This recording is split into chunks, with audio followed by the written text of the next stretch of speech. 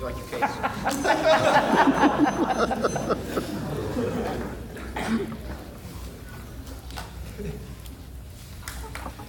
Timer ready? And all the judges? Elijah?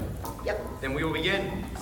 Sustainable development is the only viable pathway to a more secure and hopeful future for rich and poor alike. A statement by Maurice Strong back at the Rio Summit in 1992. What's interesting about this statement is who it's spoken by. Mr. Strong was a Canadian oil and mineral businessman and CEO of Petro-Canada. But what he points out is the fundamental problems economies are facing today: sustainability. It's because I believe that both of these aspects of the resolution, economic growth and environmental protection, are needed for sustained development in the country, that I negate the resolution.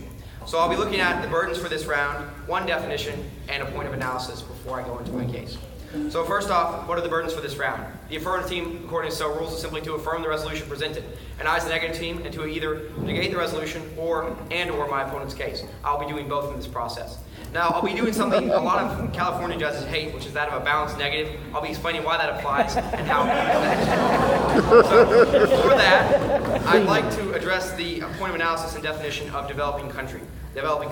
Now, Elijah's definition in theory sounds like it applies to what we think of and what we see on TV. However, the UN actually ranks countries on a developing or developed status based on their standing in the Human Development Index, and they release a report each year.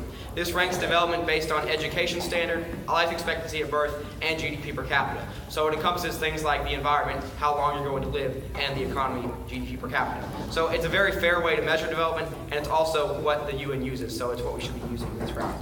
Now, the value I present to counter my opponents is sustainable development. Sustainable development. I have two main reasons to prefer. First off, topical context.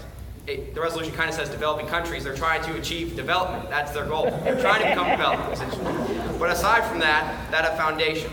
Now, you see a lot of developing countries are striving for things like human rights, and it's completely legitimate for them to do that. But they don't really have many resources, and they're not really in the best shape. So you have to achieve some level of development before you can start valuing things that are worth, like quality of life and those types of things. But I'll be addressing how that doesn't really relate to my opponent's value in a minute, and why we should really choose mine once I address his case. Now, I want to look at two contentions as to why I negate this resolution.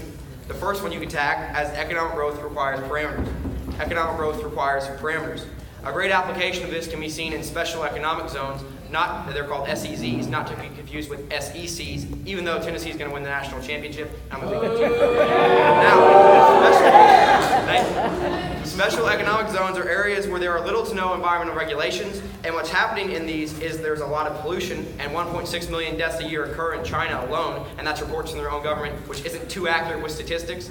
But aside from that, we have the World Health Organization reporting 1.7 million deaths from unsanitary water, 80% of which is coming from pollution. Those are things that are all caused by these special economic zones.